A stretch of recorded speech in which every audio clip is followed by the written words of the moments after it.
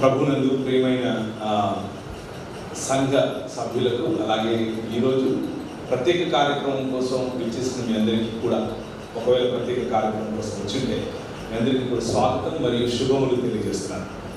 నిన్నటి దినము ప్రపంచ క్రైస్తవంలో భస్మ బుధవారముగా పరిగణిస్తారు. భస్మ బుధవారము, బుధవారం అంటే వెన్స్డే మనకు తెలుసు.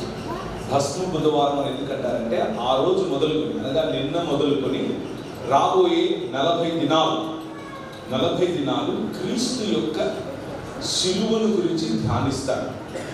క్రీస్తు శిలువను ధ్యానిస్తూ, వీలైతే ఉపవసిస్తూ, తిరిగి తమను తాము శిలువకు, పరిశుద్ధాత్మనికి, క్రీస్తు జీవన విధానానికి సమర్పించుకుంటారు. సో ఈ సాయంకాలం మీతో ఆ రిఫ్లెక్షన్, లేకపోతే దేవుని శిలువ, క్రీస్తు శిలువను గురించి, క్రీస్తు శిలువలో మనం పొందుతున్నటువంటి నిరీక్షణను గురించి, క్రీస్తు శిలువ ద్వారా మనకు లభిస్తున్నటువంటి జయం గురించి మీ ముందు ఈరోజు వచ్చే ప్రయత్నం చేస్తాను. This will be a devotion. ఇది ఇన్స్పిరేషనల్గా ప్రభు ఉంచుతాడేమో నాకు తెలియదు, కానీ మనకు ఆరాధ్య దైవమైనటువంటి, మనల్ని మనం అప్పచెప్పుకునేటటువంటి మన నాయకుడు, మన సేవకుడు, మన రాజు, మన తండ్రి, మన కాపరి, మన భర్త, మన ప్రియుడైనటువంటి యేసు క్రీస్తుకు, ఆయన పట్ల మనకు ఉన్నటువంటి అంకిత భావాన్ని బైబిల్ గ్రంథంలో నుంచి కొంచెం చూసుకునే ప్రయత్నం చేస్తాం. సో ఈ లెంట్ డేస్, ఈ భస్మ బుధవారం నుంచి మొదలవుతున్నటువంటి ఈ దినాలు కొంతమంది శ్రమ దినాలు అని పిలుస్తారు. ఆ పిలవటంలో తప్పేమీ లేదు, కానీ ఇది శ్రమ దినాలు అని పిలవటం కంటే విజయోత్సవాలు అని పిలవాలి. ఎందుకు అంటే క్రీస్తు విజయ పథం పట్టాడు. క్రీస్తు తను ఏ పనికైతే వచ్చాడో ఆ పని చేయటానికి విజయ పదం మొదలు పెట్టాడు.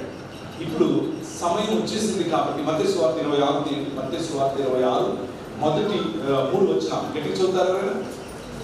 చదవగలిగిన వారు మైక్ తీసుకొని చదివితే కనుక బయట ఉన్న వాళ్ళకు కూడా వినబడుతుంది. ఈ తెలుగులోనే చదవండి, సో ఎవ్రీబడీ కెన్ ఫాలో. అందరికీ కూడా అర్థమయ్యి అందరూ కూడా ఫాలో అవడానికి ఈజీ అవుతుంది. ఒక మైక్ తీసుకొని చదవమన్నా. మత్తయి సువార్త 26వ అధ్యాయం మొదటి 3 వచనాలు. యేసు, నాకు కూడా వినబడట్లేదు, గట్టి చదవాలి. ఎమోషన్. యేసు ఈ మాటలన్నీ చెప్పి చాలించిన తరువాత జరిగినదేమనగా, ఆయన తన శిష్యులను చూచి 2 దినములైన పిమ్మట పస్కా పండుగ వచ్చుననియు, అప్పుడు మనుష్య కుమారుడు సిలువ వేయబడుటకై అప్పగింపబడుననియు మీకు తెలియను అని చెప్పెను. ఆ సమయమున ప్రధాన యాజకులను ప్రజల పెద్దలను కయప అను ప్రధాన యాజకుని ఇంట చేరి కూడి వచ్చి యేసును మాయోపాయము చేత పట్టుకొని చంపవలెనని ఏకమై ఆలోచన చేసి అక్కడ ఆగిపోయాడు. ఒక్క మనిషి నిజమైన మనుష్యత్వం చూపిస్తూ, నిజమైన ప్రేమ, నిజమైన, ఇప్పుడు ఎక్కడున్నాడు ఆయన? ఒక కుష్ఠవాడి ఇంట్లో ఉన్నాడు. ఎక్కడున్నాడు? ఒక కుష్ఠరోగి ఇంట్లో ఉన్నాడు. ఆ కుష్ఠరోగి ఇంట్లో కూర్చుని భోజనం చేయడానికి వెళ్ళాడు. కుష్ఠరోగి ఇంటికి వెళ్ళటం మతానికి నచ్చదు. కుష్ఠరోగి ఇంట్లో భోజనం చేయటం మతానికి నచ్చదు. స్త్రీ వచ్చి నిన్ను తాకటం మతానికి నచ్చదు. ఆ కుష్ఠరోగి ఇంట్లో ప్రభువైన యేసు క్రీస్తు కూర్చుని ఉన్నాడు. ఎలా ఉంటాడు? హౌ కెన్ హీ, ఎలా ఉండగలవు నువ్వు అని ఈ ప్రధాన యాజకుడి మందిరంలో అందరూ కూడి మతం కలిసి ఆలోచన చేస్తుంది. ఏమని? మనిషిని మాయోపాయం చేత పట్టుకుందాం అని మతం ఆలోచన చేస్తుంది. ఈ సాయంకాలం మత ఛాందసవాదం, లేకపోతే మతంలో చిక్కుకున్నటువంటి అనేక క్రైస్తవులు దీని మధ్య ఉన్నటువంటి వ్యత్యాసం అర్థం చేసుకోలేక ఆచారాలకు ఆగిపోయారు తప్ప నిజమైనటువంటి శిలువ మార్గం, నిజమైన సిలువనెత్తుకొని నడిచేటటువంటి మార్గం ప్రభు అయిన యేసుక్రీస్తు జీవితంలో కనిపిస్తూ ఉంటే అది కనిపించకుండా మనకు అంధకార సంబంధమైన దురాత్మ సమూహములు మన నేత్రములకు గుడ్డితనం కలుగజేశాయి. ఈరోజు సాయంకాలం పరిశుద్ధాత్మ దేవుడు మనతో వాక్యమును విప్పి ఈ సిలువ మార్గమును మనకు తెలియజేసేట్లుగా మనం ఈ సాయంకాలం మన మనస్సులను మనం తయారు చేసుకున్నాం. ఎక్కువ సమయం తీసుకోవాలి. మీరు భోంచేసి వచ్చారు, అందరూ భోంచేసి వచ్చిన వాళ్ళందరూ చేయండి. ఓకే, సంతోషం. భోంచేసి వచ్చారు కాబట్టి ఇప్పుడు నేను జోలపాట పాడుతూ ఉంటే మీరు నిద్రపోతుంది. మధ్యాహ్నం ఏమో భోజనానికి మీకు మధ్యలో నిలబడుకున్నాను, రాళ్ళిద్దాం అనుకున్నారు, నేను ఆపికాను కదా. ఇప్పుడేమో మీరిద్దరకు మీకు మధ్యలో ఉన్నాను, ఎక్కువసేపు ఆగితే రాళ్ళేస్తాను తెలుసు నాకు. కాబట్టి తక్కువ సమయంలోనే మీకు ఎంత అవసరమో, మీకు ఎంత ఇష్టమో, మీకు కండకు కండ రొవ్వు మెదడు దొరికినట్లుగా మీ చేతికి ఇచ్చేసి వెళ్తున్నారు ఎక్కువసేపు. ఓకేనా? కానీ ఈ సాయంకాలం మతము మరియు మనుష్యత్వము మధ్య తేడా మనం చూస్తాం. ఈ లెంటన్ డేస్, ఈ మనల్ని మనం డివోషనల్గా ఆధ్యాత్మికతలో సిలువ మార్గం గురించి ధ్యానించేటటువంటి ఈ మార్గం, ఈ 40 దినాల యొక్క సమయం చాలా శ్రేష్టమైన సమయం. I would encourage all of you, మిమ్మల్ని అందరినీ కూడా నేను ఎంకరేజ్ చేస్తున్నాను.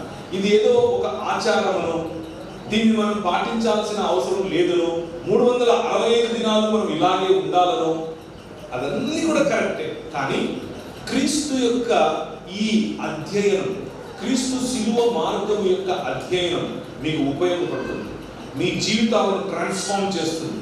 సిలువ మార్గాన్ని ఎంతగా అర్థం చేసుకుంటే అంతగా మనిషిగా మారతారు.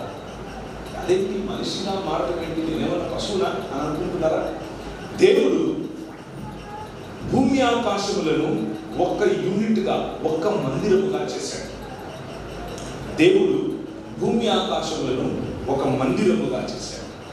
దేవుడు భూమి ఆకాశములను ఒక ఇల్లుగా చేశాడు. దేవుడు భూమి ఆకాశములను ఒకటే ప్రదేశముగా, ఆకాశమును తన సింహాసనముగాను, భూమిని తన పాదపీఠముగాను చేసుకుని, ఇప్పుడు భూమిని ఆకాశమును కలిపేది ఎవరు? కూర్చున్నటువంటి 7వ దినమున వచ్చి విశ్రమించిన, కాలుపై కాలేసుకొని కూర్చుని ఈ ప్రపంచాన్ని నడిపిస్తున్నటువంటి రాజు, the king of this world, మన దేవుడు. 7వ దినమున ఆయన విశ్రమించాడు అంటే మంచం వేసుకొని పడుకున్నాడని కాదు అర్థం. ఆయన సింహాసనాసీనుడయ్యాడు అని అర్థం. సింహాసనాసీనుడయ్యి 6వ దినమున మట్టిని అదమా అని పిలిచారు. ఎవరు పిలిచారు? అదమా అని పిలిచారు. మట్టి, డస్ట్. భస్మ బుధవారము అని ఎందుకు పిలుస్తున్నాము అంటే మట్టి, డస్ట్ను జ్ఞాపకం చేసుకోవడం కోసం, తుమ్మును జ్ఞాపకం చేసుకోవడం కోసం దేవుడు ఈ భూమి ఆకాశములను ఒక్క యూనిట్గా, మందిరముగా, ఇంటిగా, తన నివాస స్థలముగా చేశాడు. చేసి అందులో ఒక క్రమాన్ని ఏర్పరిచాడు. ఎక్కడ కిటికీలు ఉండాలి, ఎక్కడ ఫ్యాన్లు పెట్టాలి, ఎక్కడ స్టేజ్ ఉండాలి, పోడియం ఎక్కడ ఉండాలి, స్త్రీలు ఎక్కడ కూర్చోవాలి, పురుషులు ఎక్కడ కూర్చోవాలి, మీరు ఏ విధంగా ఈ మందిరాన్ని, ఈ ఇంటిని, ఈ భవనాన్ని మీరు మీ మనసుల్లో ఒక ఆర్కిటెక్చరల్ రూపంగా ఒక రూపకల్పన చేశారో, అలాగే దేవుడు కూడా పగటికి ఒక వెలుగు, రాత్రికి ఒక వెలుగు, నీళ్లకు నదులు, చెట్లు, పశువులు, పక్షులు, ఈదేవి, పాకేవి, ఎగిరేవి, వగేరా వగేరా వగేరా వగేరా అన్ని చేసి 6వ దినమున మట్టి, డస్ట్, ధూళి, దుమ్ము, ఆ దుమ్మును తీసుకుని తన చేతితో he carved it, he formed it. ఆయన దానికి ఒక కుమ్మరి ఏ విధంగా అయితే కుండను చేస్తాడు, కుమ్మరి ఏ విధంగా అయితే అందమైన శిల్పాన్ని చేస్తాడు, లేకపోతే శిల్పకారుడు ఒక రాయిని తొలిచి ఏ విధంగా అయితే అందమైన శిల్పాన్ని చేస్తాడు, అలాగే దేవుడు తన స్వరూపమందు తన పోలిక చొప్పున నిన్ను నన్ను చేశాడు. నిన్ను నన్ను చేశాడు. దేవుడు భూమి ఆకాశములను సృజించినప్పుడు భూమి నిరాకారముగాను శూన్యముగాను ఉన్నది. కానీ దేవుని ఆత్మ జలములపై అల్లాడుచుండే. దేవుని ఆత్మ రువాహ్ యాహ్వే. చెప్పండి నాతో, రువాహ్ యాహ్వే. రువాహ్ అంటే ఆత్మ, ద స్పిరిట్, ద బ్రెత్. నేను మాట్లాడుతున్నప్పుడు నేను పీల్చుకుంటున్న గాలి, ప్రాణం. ఆత్మ అని అంటే లోపల ఏదో ఒక మెకానిజం ఉంటుంది అని ఆలోచించండి. బైబిల్ అలా చెప్పదు. బైబిల్ ఏం చెప్తుంది ఏంటంటే నీ బ్రెత్, నీ ఊపిరి, దేవుని ఊపిరి, దేవుని ఊపిరి జలముల పైన అల్లాడుచుండెను. ఆయన ఊపిరి అల్లాడుచుండెను అన్నప్పుడు అక్కడ రావాల్సిన, లేకపోతే అక్కడ మనం అర్థం చేసుకోవాల్సినటువంటి ఒక స్పష్టమైనటువంటి అంశం గుర్తుంచుకోండి. ఇది ఏమిటి అంటే, కోడి గుడ్లు పెట్టిన తర్వాత ఏం చేస్తుంది? కోడి ఏం చేస్తుంది? పొద్దుకుంటుంది. గుడ్ల పైన కూర్చుని పొద్దుకుంటుంది. God's spirit was hovering upon the waters. అంటే దాని అర్థం అదే. పరిశుద్ధాత్మ దేవుడు నిరాకారముగాను శూన్యముగాను వేసిన తర్వాత తీసుకుని వచ్చి ఒక ప్రాణ ప్రతిష్ఠ అన్నటువంటి మందిరంలో ఒక చోట పెట్టి మంత్రోచ్చరణతో ప్రాణ ప్రతిష్ఠ చేసి అప్పుడు ప్రాణం వచ్చింది అంటారు. దేవుడు చేసింది నిన్ను. దేవుడు తన మందిరంలో ఏర్పాటు చేసింది నిన్ను. దానికి కరెక్ట్గా ఆపోజిట్గా చేసి నువ్వు విగ్రహమును నిర్మించావు. దాన్ని మనుష్యులు నిర్మించేటటువంటి వ్యవస్థలు అంటారు. ఈ వ్యవస్థల కారణంగా మనిషి నేను మనిషిని కాదు, నేను ఇంకేదో అని విర్రవీగే సమయంలో మనకి ఇప్పుడు ఒక మనిషి కావాలి. ఒక మనిషి నిజంగా మన కళ్ళు మళ్ళీ తెరవాలి. ఒక మనిషి మళ్ళీ మనలను దేవుని వైపుకు తీసుకొని రావాలి. దాని యొక్క మొదలే రువాహ్ యెహోవా. యెహోవా యొక్క ఊపిరి పని చేయడం. యెహోవా యొక్క ఊపిరి పనిచేస్తూ మనలను విడిపించాలి. ఈ మనిషి స్థాపించుకున్నటువంటి వ్యవస్థల నడుమ బ్రతుకుతున్నటువంటి వాళ్ళను ఆయన పట్టి బయటకు తీసుకొని రావడం కోసం ఆయన నూతన సృష్టిని మొదలుపెట్టాడు. నూతన